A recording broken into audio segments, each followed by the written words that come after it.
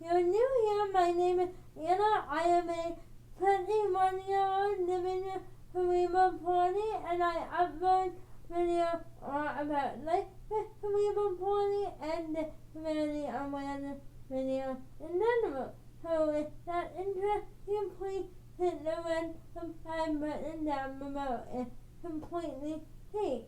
Today, me and my dad will be talking about how I graduated high school and became my own CEO and boss, and decided not to go to a university and why that would be. So if you're interested, stick around. There is support too in this video, so make sure you stick around to the end of this video to get me to that video. So yeah, the first thing that I think is important to mention would be college is not the only option for anyone really. Even though high school really puts it when you college. Yeah. Yeah, they tend to push people to, try to get to college, and that's, there's some good things about that, but there's also, it's not always the right thing, and so I think it's good to be aware of other options. And Anna you kind of created your own option, which was right. really neat. And I think that's what this part of this story is about, right? Right. Yeah. But I'm gonna Dad talk about hate testing for a minute and why that is not sometimes ideal for those with disabilities. Oh, the testing, yeah, like ACTs, SATs, it has obvious challenges. Could be processing issues, could be physical, and they try to make writing. They make accommodations and things like that, which is great. But some people just aren't really good at taking tests. And also, if you're like Anna's not great at math, it's really tough for her. But she's good at a lot of other subjects. So, but if you can't do the math, you're kind of sunk on those tests. So, it's puts you in a difficult position, and that's kind of where this started, right? Your ACT score was not good. It was horrible. Okay, it's horrible. We won't say a number. It's bad. It was really horrible. And I'm not ashamed to say that. And then when they saw the score, what their immediate reaction was, "Oh, we can get you tutoring, take some classes, learn more to get better on the ACT."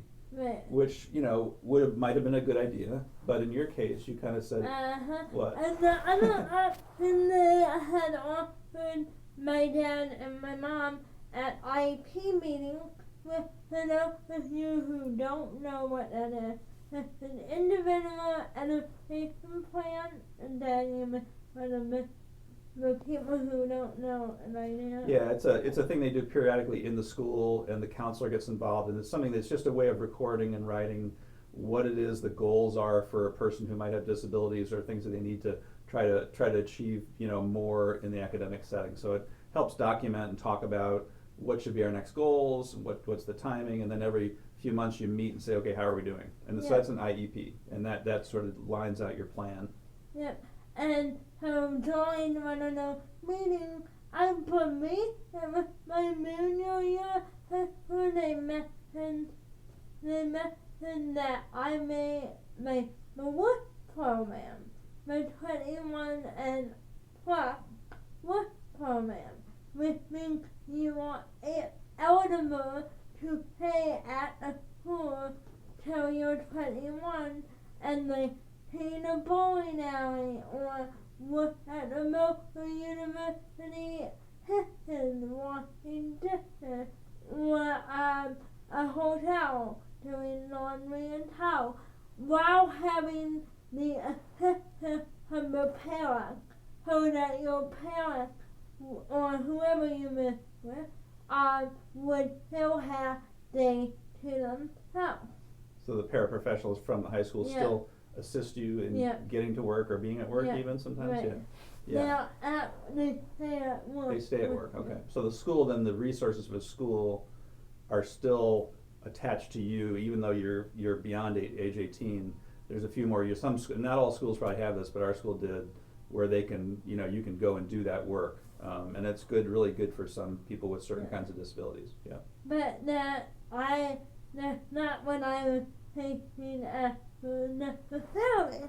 And my school, American school, they had this wonderful option for people who are seniors. You had to be senior, and basically what it was you are blocked your day or blocked for 2 hour classes for 90 minutes, and during the 90 minutes you could actually go to your place of employment.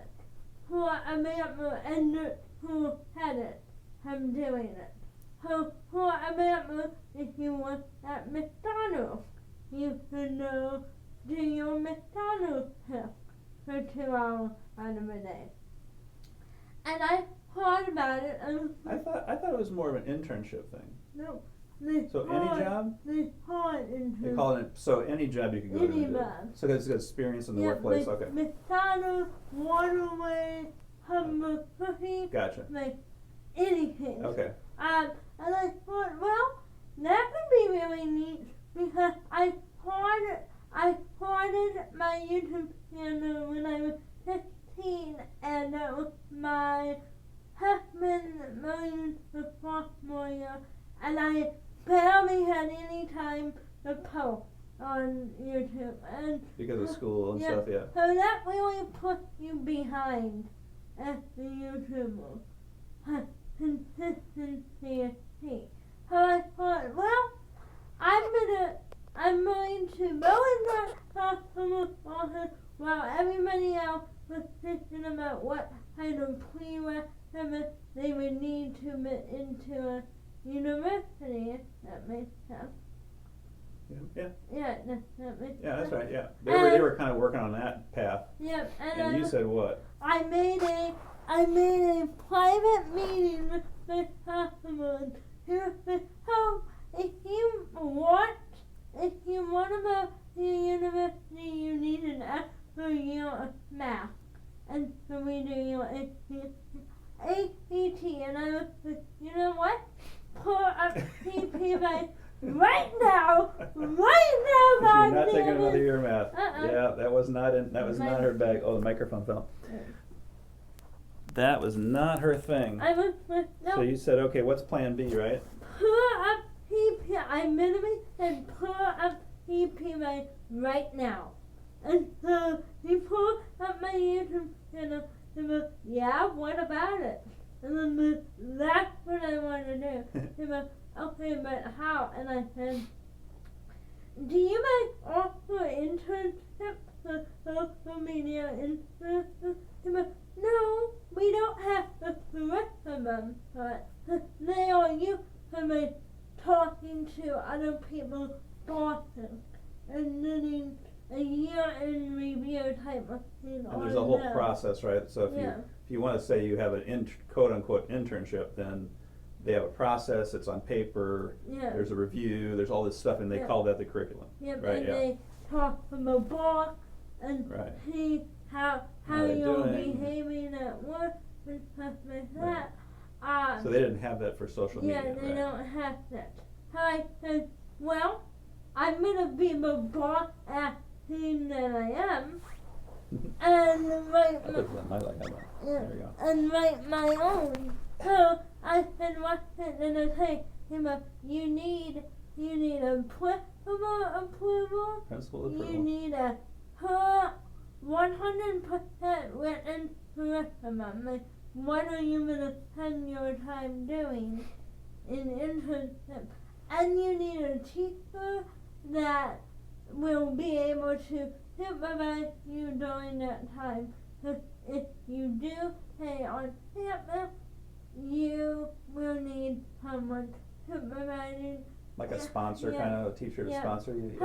I was like, okay, Madame paperwork, the damn thing. You didn't say that to the counselor. No. She was thinking that. I was thinking that I'm kind of like, And it makes sense. So I was with my paper, and I had a hard week with my study hall, mowing around and knitting a quilt.